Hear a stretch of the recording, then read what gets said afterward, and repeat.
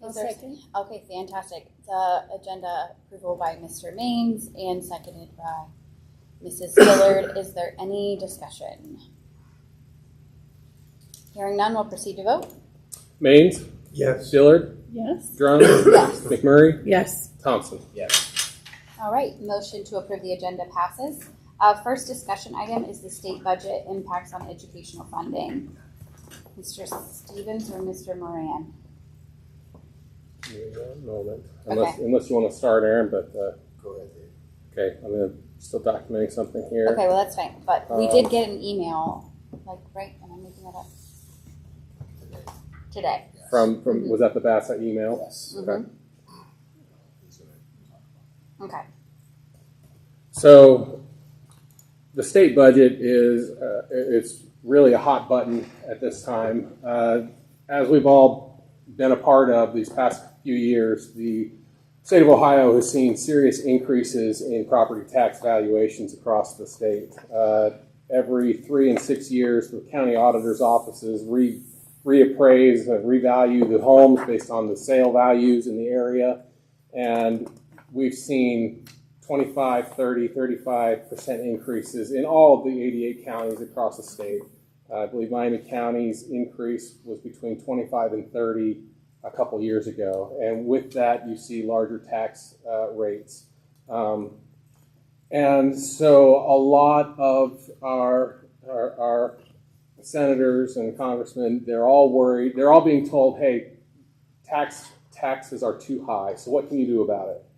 Well, this year, I have a document that was prepared by OASBO, the Ohio Association of School Business Officials, and it lists the 21 bills that are currently in place in the House or the Senate to try to combat high tax rates for the state. These range from all different kinds of ideas, but in the end, they're trying to find a way to alleviate the high increases in tax valuation that we've seen. There's a lot of things being discussed. One of them that currently has a lot of traction, which was mentioned in the Bassett document, the Buckeye Association of School Administration, it's talking about House Bill 92 or 96. I can't remember what the number is. Aaron, what did it say on that document there? This was House Bill 96. House Bill 96. So what House Bill 96 is trying to do is its ultimate goal is to look at the cash balances of school districts at the end of the fiscal year, and they want to determine if the district has more money on hand than what it needs to have. And so they're going to use a calculation. Right now, the calculation is based on 30% of your total general fund expenses. So if you spend $30 million in the general fund, 30% of that is $9 million. If you have more than $9 million in your general fund, you have too much money. So we're going to have the county auditor, the county budget commission, reduce the tax valuation that has been put in place by the voters, so that you don't collect more money than that. So let's say we had $10 million. 1 mil in our district raises about $660,000 for a mil. So if you're looking at 1 million, that is 1.5 mils. So the county budget commission would reduce our tax collections by 1.5 mils. We all know when you look at the 5-year forecast that revenues are relatively flat. Expenses are the ones that go up exponentially. So when you have a flat line, and I'm sorry, that wasn't flat enough. Flat line and expenses going up, your cash balance goes down. And so if you look at our 5-year forecast, we made significant changes to our staffing this past summer to alleviate $2 million in funding, which consisted of salaries and benefits, because our forecast was showing that we're going to end up with a negative balance pretty soon, so we have to address this. The problem is that this idea of reducing what you get might save the taxpayers money in 1 year, but in the next year, when you're under that 30% limit, they don't go back and say, well, we're going to get you what we kept from you in that prior year. So we've lost that ability to collect that funding, and the potential is school districts will be going to the community for more levies. The levy cycles that we've seen would become disrupted, and so we'd be going back to the ballot for something else, not just the renewals that we have in place. So besides the building levy that was recently passed, the last new money we had was in 2015. So 10 years ago was the last new money we had asked for. We've done renewals on emergency levies. There are other districts in the state that have not seen tax increases in over 2 decades. But with this change, with giving the County Budget Commission the ability to reduce what we collect, it's thereby voiding what the community has authorized. And it just means that we're not going to know exactly how much funding we're going to get because it's all estimates. So anyway, that's just one of the bills that's currently in place. I recently attended the OASBO conference, the 4-day conference in Columbus, and this was the hot topic that was discussed in numerous sessions. We had many people discussing it. Right after the conference was over, we did another webinar with everybody pretty much meeting again online, discussing all of these different property tax bills that are in place. On top of this... Really quick. Yeah, go ahead. I have a question. So if they reduce it by the 1 year, I just want to make sure I'm hearing this correctly. If they reduce it by 1 year, the next year, if we need more, we cannot go back up to that? You can go back up to what was originally approved by the voters, but they're not going to go to give you more to make up for any shortcomings. Yes, that is correct. The other item that's being discussed is the school funding formula. Mm-hmm. So the school funding formula in Ohio has been revised and changed and updated, I want to say, at least 12 times in the past 20 years, if not more. So we've recently fallen on the Fair School Funding Plan, where a group of legislators and school district staff, like treasurers and such, they got together and said, what can we do to try to fund a school district? And they came up with a funding plan, and the state said, we're not going to implement it all at once. We're going to do it over 6 years. So in the first year, they implemented 16.66% of it, and 32 or 33.3, and then 50%, and then 56 or 66.6. And so they were phasing it in. I believe this was year 4, and I think there were 2 more years of implementation to be fully phased in. And now we have representatives that say that the Fair School Funding Plan doesn't work, and they want to change it again.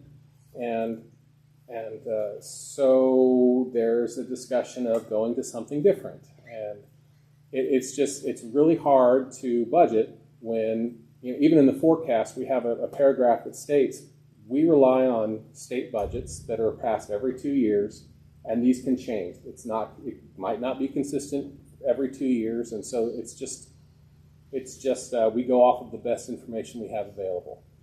So they want to change that. They want to change the state percentage that is used to give this to the school districts.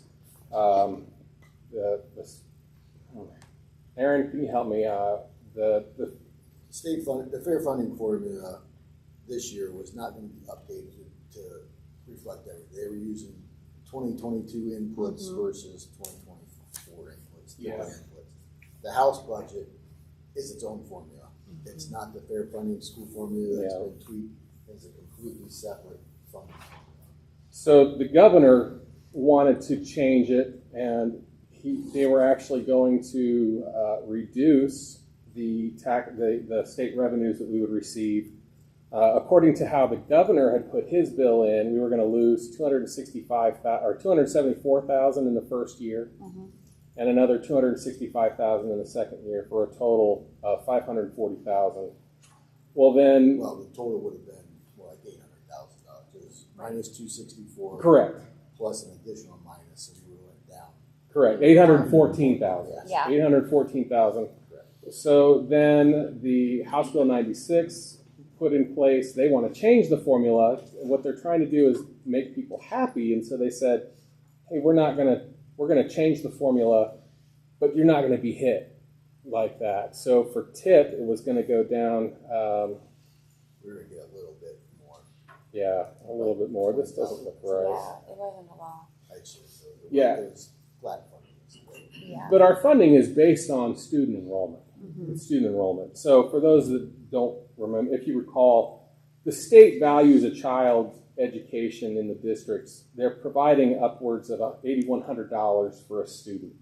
But then they look at your local share and say, what can the local group raise? They base it off of your tax valuation. They base it off of your income. They base it on there's one other thing, and it's escaping me at the moment. But they use these three factors to determine what it is. After you take into that valuation, we only receive about $2,300 a student. We're expected to raise the remaining $8,100 that they say you need to educate that student. And so now if you take that with the House Bill 96, where they're going to reduce the property tax revenues that we can collect, it kind of defeats the purpose. I have a document here, part of the webinar that I was in. In 1975, the residential agriculture share of property taxes was an average of 46% of the tax base in Ohio. And 54% was commercial and industrial. In 2023, the residential agriculture accounted for just under 75% of property taxes, and Class 2 commercial industrial went to 25%. So the tax burden has shifted from commercial to the residential, and so that's just one of the things that they wanted to say. There's also the idea of the 20 mil floor. If everyone remembers, back in the 70s, when property taxes were approved, if it was a 5 mil tax levy, it was always 5 mils. And as the valuation went up, the collections went up in the community.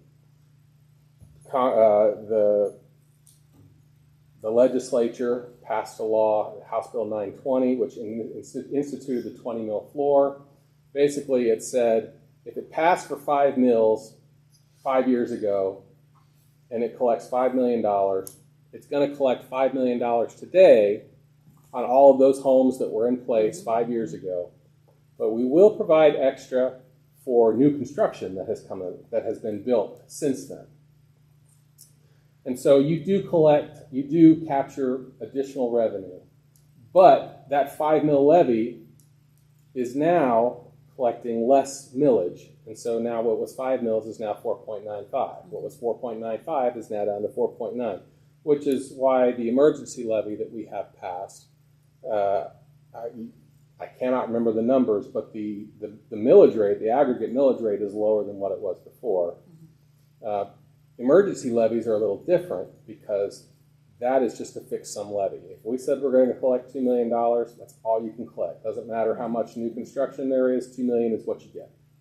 So the emergency levies are not part of, I forgot to say this, part of that House Bill 920, put in the 20 mil floor. They came up with a number that said school districts can't collect less than 20 mils. So if you get to 20 mils, that's it. That's as low as the taxes can be reduced down to is 20 mils. But then they had emergency levies. Those are outside of the 20 mil floor. And they're a fixed levy. They're on their own. You can do an income tax. That doesn't count as part of the 20 mil floor. It's on its own. Well, one of these ideas is to include everything back into the 20 mil floor. So income taxes, which are not property taxes, income taxes go into the 20 mil floor, emergency levies go into the 20 mil floor, substitute levies go into the 20 mil, everything goes into the 20 mil floor, which would take us, we are currently on the 20 mil floor. Out of the 610 school districts in Ohio, there are 409 that are currently on the 20 mil floor. We didn't get on the 20 mil floor until I think it was 2021. But if you go back to 2013, there was only 100 districts, 105. So most districts are moving on to the 20 mil floor. So again, just something else to put out there. Overall, there needs to be something to be done. There needs to be something done because there is some serious hardship out there that is being experienced by Ohioans. The state is trying to figure it out, and there's lots of ideas on how to do it. And I don't know if there's been enough discussion to figure out exactly what needs to be done. One of the gentlemen, the owner of K-12 Business Consulting, which is who we have used before for applicant searches. We use them for the 5-year forecast consultants. He said he was there when House Bill 920 went into place, and he said it was just thrown into place. And he's like, I'm afraid we're seeing this again. Something's going to be thrown into place, and we're not thinking it through. In the end, there is going to be an effect on our property tax collections. There'll be an effect on the state foundation money we receive. And we're just going to have to go along for the ride right now to see what happens, because we don't know. The budget will be approved right before the end of June, and then whatever it is will happen. So, have you run any scenarios based on, if nothing changes, where we're going to be, we know what that looks like. But is there a worst case scenario that you've run, and what that would look like for us? What kind of decisions we would need to make? I haven't been able to run anything except we had the $814 million reduction. 814,000. We gotcha. Yeah. Yeah, That's a lot. And that would be exponential. Well, I'm sorry, it's not exponential, because in 2 years the budget could change again. Who knows? Yeah. But it's not going to completely, I don't want to say the word destroy, but it won't hurt us too bad. We can work with that as long as the property tax wasn't touched. Right. Because we will see growth in property valuation unless there's a recession. We saw that back in the 2008 housing crisis when values actually went down, when the millage rates lowered and they had to go, and the millage had to go up. Yeah. So, but if they were to affect both foundation revenues and they stop and they take away 1.5, 2 mils, I mean, that's millions. That's millions. And this past summer, we reduced $2 million in cuts to change our Long term. to try to help, because that impacts year after year. But there could be more coming depending on what's passed. So, Dave, with that 30% reserve requirement, I'm assuming that our monies that we receive from OFCC on our building project are factored out of that. that is correct. The OFCC funding, any special revenue funds we've received, the money that the buildings have raised, that is completely out of the picture. Okay. And just to let you know, Aaron and I have said, OASBO, OSBA, they recommend we try to have 90 days of cash on hand. Well, 90 days out of 360 is 25%. That's where they got the 25% the first time. And it's recommended to try to have that. Doesn't mean you can't have more, but if you've got less, you want to try to figure things out. But there was back and forth discussion, and they changed it to 30%. Aaron told me today that he's heard that they're maybe compromising, and they might change it to 40%. As of last year, last year's ending cash balance for Tipp City, we were at 36%, 36.2% of our expenses. That was the fourth lowest in Miami County, not dollar-wise, but percentage-wise. There were three other districts. One was 36.1, so just 0.1% less than us. Another one was 32.6, and then the lowest was 26.2. There's a school district. There are two that are in the 70s. So, yeah, I mean. Well, I saw one of them in Dayton was over 100%. Oh, really? Yeah. Okay. So, I mean, there are. So, if it did change to 40 or 45%, based on what we have right now, it wouldn't affect us. But that doesn't mean it couldn't affect us in the future. But there are definitely other districts that would still be hurt by that 40% limit. So, why is the change from the tax burden on residential versus industrial? I mean, it used to be if a district had a lot of industry like GE in it, or GM Motors or Ford or something, then they had quite a bit more money for their school district. But what you're saying, since 75, the tax burden has flip-flopped. it's shifted. It may be because we have more tax abatements, bringing industry into the areas. And so if they have a 15-year tax abatement or even a 30-year tax abatement, those businesses are here and the property taxes aren't being paid. Now, we can have revenue sharing agreements with, like currently we have some revenue sharing agreements with Tipp City, Meyer Dairy Distribution, and I believe there's two others. I can't think of the name at the moment. But they provide a portion of the income taxes that the city receives. They share it with us. And but it's nowhere near what we could be receiving in property taxes. It's just kind of a token, here you go.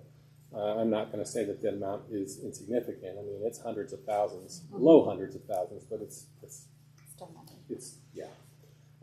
And, Cindy, just to let you know, there are actually a couple bills in here that want to reduce the industrial rates even lower when it comes to electric and pipelines and such. I didn't print the pipeline one because we don't have a pipeline here, but we do have electric. And they want to change the valuation. I think it went down to 7%.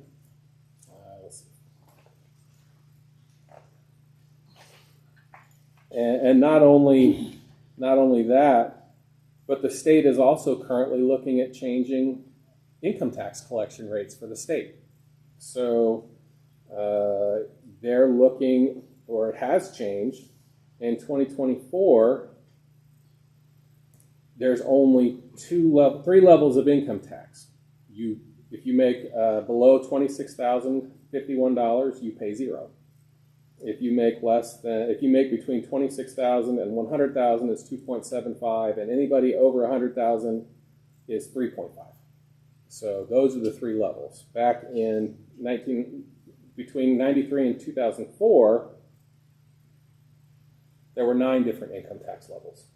So the state is also changing how they collect income taxes for the state.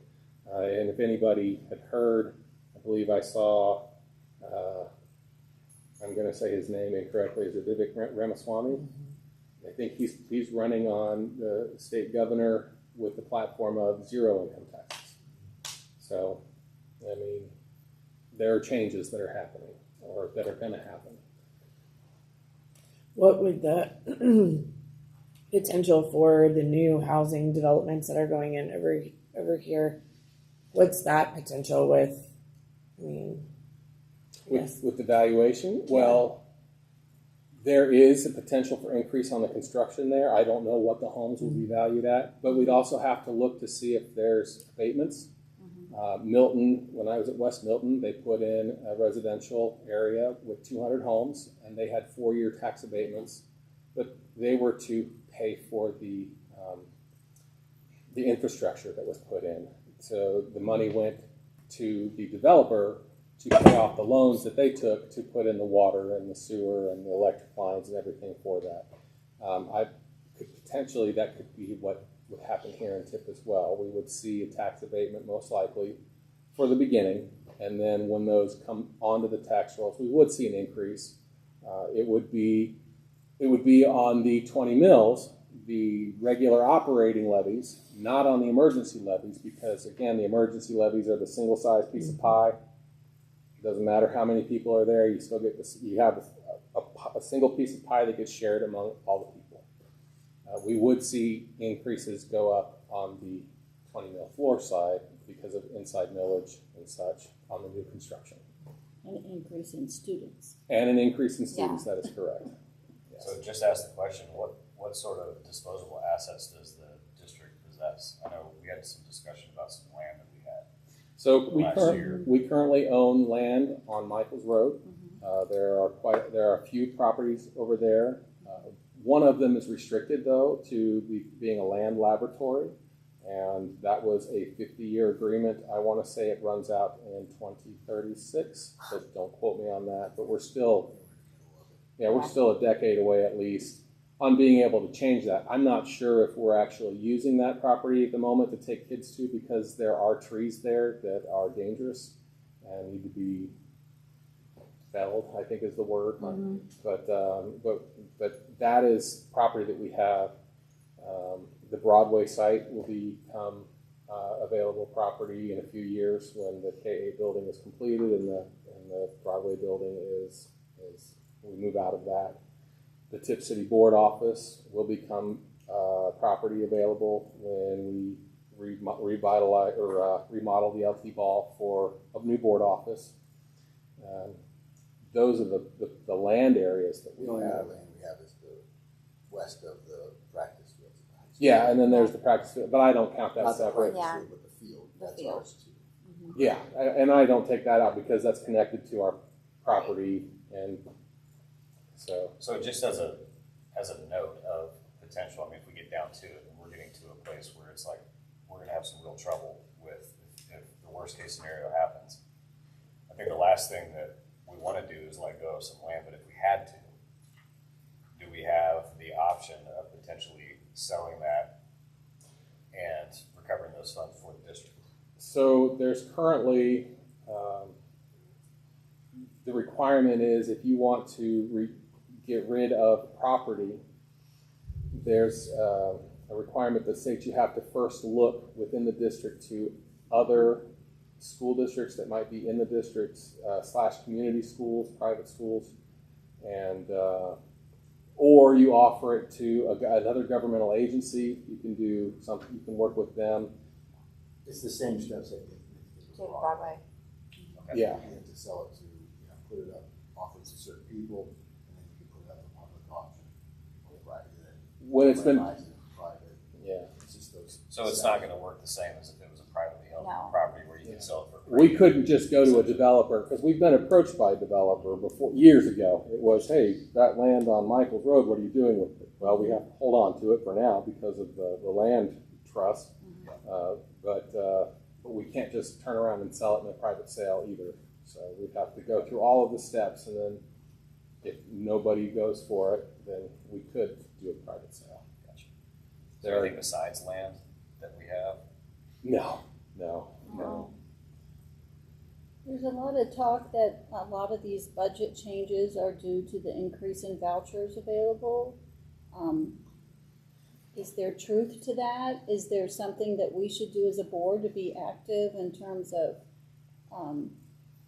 legislatively so our voice can be heard? Well, so there is budget in the current budget for the governor for vouchers. They're currently looking at, I think it's over $1 billion is now available for voucher students, where children can go to any school that they want.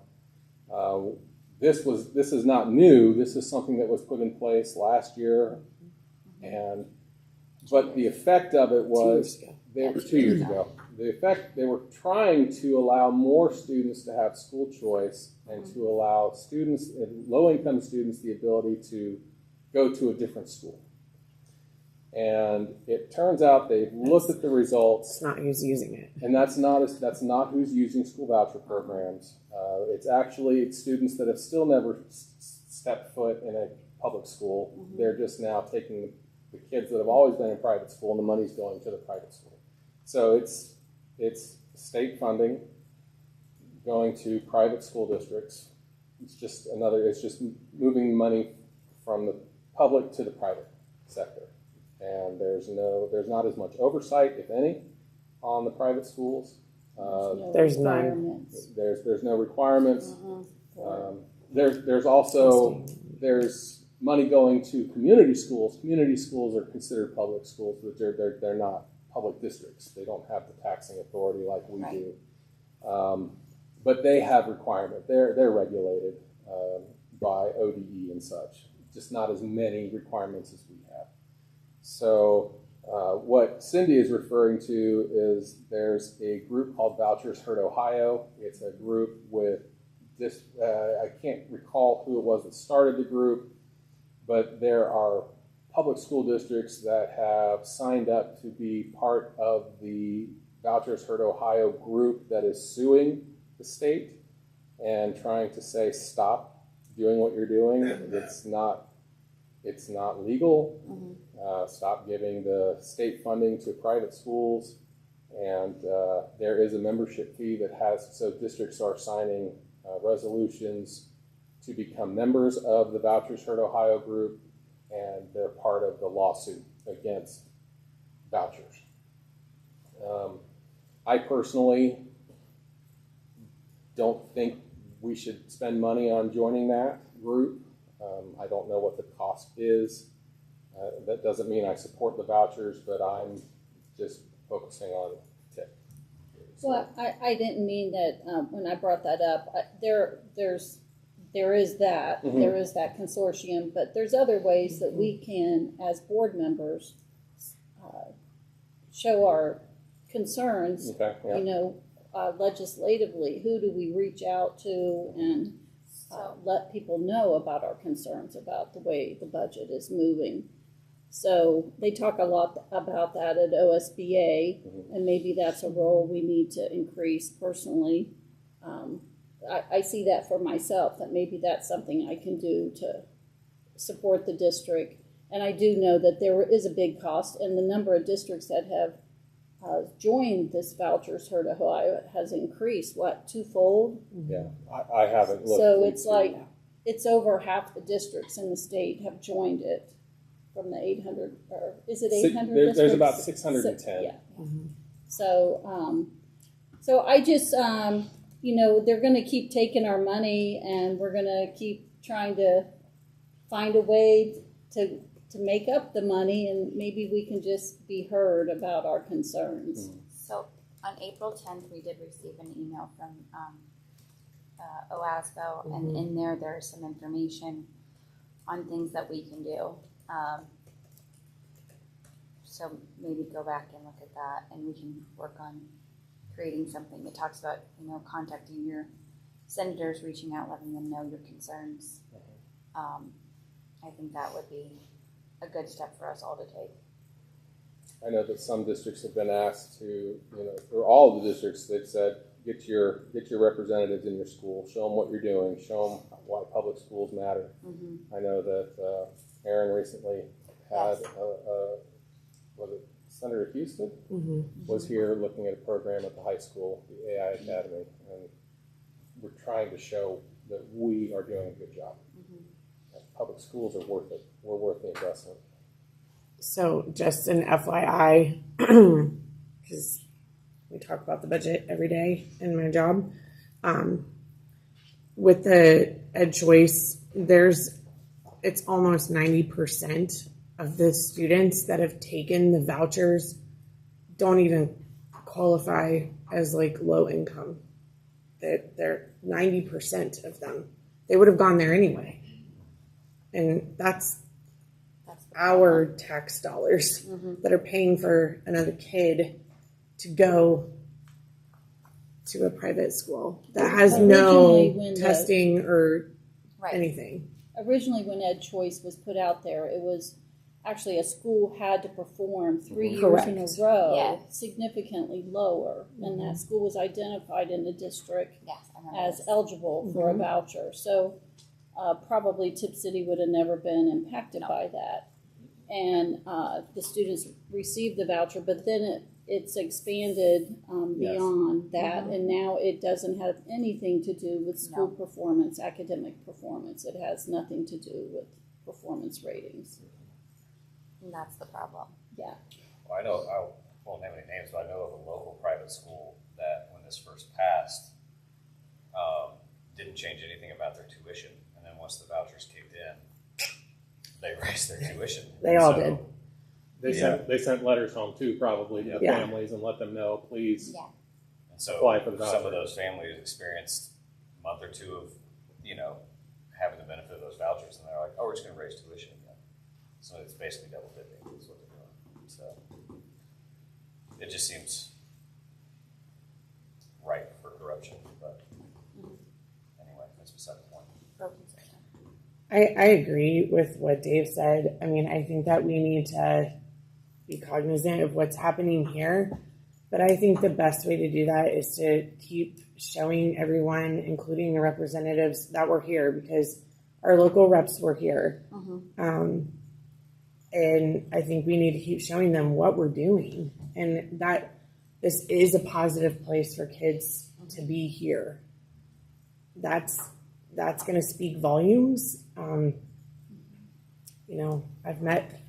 spent a lot of time in the State House over the last couple of months.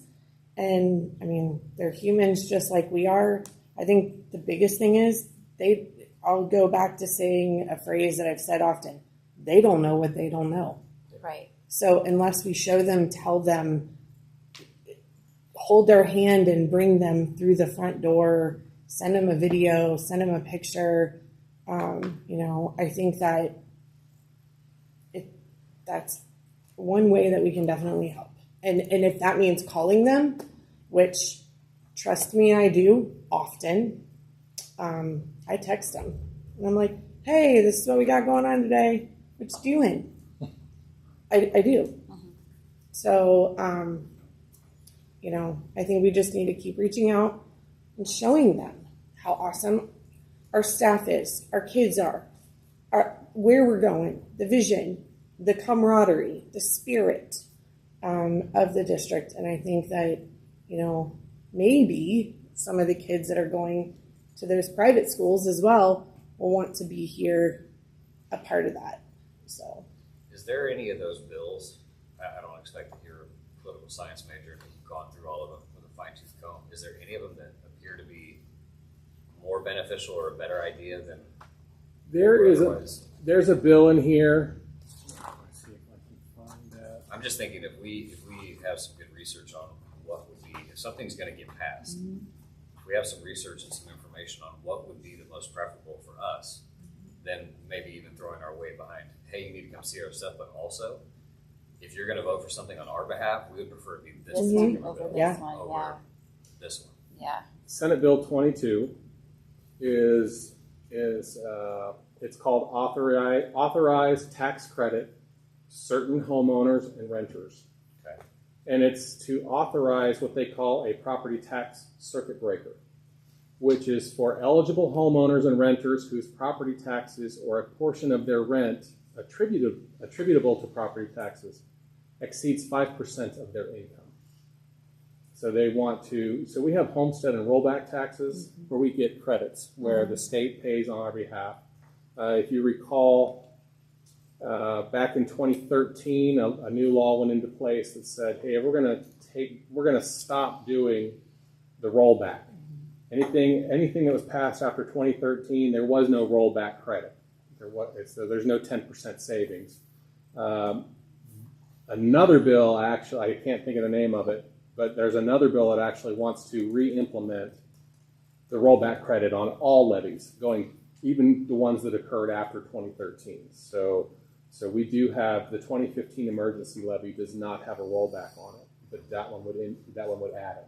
So this other one here, again, Senate Bill 22 wants to do the property tax circuit breaker to help those who financially qualify because their income is 5%, or their property taxes is 5% or more of their revenue. I'm just thinking if there's some good options in here that we can be vocal about that we all like, we can get behind, and we all have different networks within the community that we can advocate for, and they can use their voices for the people that they know. I mean, maybe you can stir up enough attention, like Cindy is saying, to catch the attention of our representatives and make them, think a little bit more and actually represent us and not just do what they want to do. I've met with 3 of the sponsors of that bill personally. It's a bipartisan bill. Not that which is good, right? It matters, yeah. And I think that the 3 people that I've met with really care about public education. And so, I think that we should do some research and some homework. I would like to text one of them and say, hey, let's chat a little bit further to see what it means. Put it in layman's terms. So The point of that Senate Bill 22 is to target those that need the help the most. So, because some of these some of these bills are going to help the wealthy, and not as much for those that don't have as much. So, Thanks for explaining all Thank this, you. Dave. Yeah. It's really helpful. Dave, I have a question. Yeah. Did it change the, where did I read it at? Oh, with the budget. So it says duration of school district operational revenue and expenditures forecasted from 5 to 3 years. So is there any Oh, 3 I year didn't instead mention of that. 5? So the other thing is there's I think that was still part of 96, House Bill 96. Mm-hmm. Instead of doing a 5-year forecast, we would do a 3-year forecast. But how long do levies last? Yeah. Some of them go longer than 5 Yeah. years, and so so it's not enough time to 3 years. There are some places that will do a 10-year forecast. Right. So limiting us to 3 years is not good enough. It's not good enough of a picture to see where things are going. So, yeah. Thank It's you. very difficult to forecast when you don't even know what you're getting budgeted Yes. until June, Correct. right? Yes. It is. Yeah, I'm honestly kind of at a loss for what to put on the May forecast because we don't know. Right. We don't know what's going on, or what's going to happen. So. All right. Any other discussion? Okay. Thank you, Thank Dave, you. very You're much. welcome. Thank you, Erin, for the information. Okay, at this time, I would entertain a motion to adjourn this work session. All motion. Moved by Mr. Thompson. Is there a second? I'll second. Second by Mrs. McMurray. Any discussion? All right, hearing none, we'll proceed to vote. Thompson, Yes. McMurray, Yes. Drum, Yes. Dillard, Yes. Mays. Yes. All right, motion passes.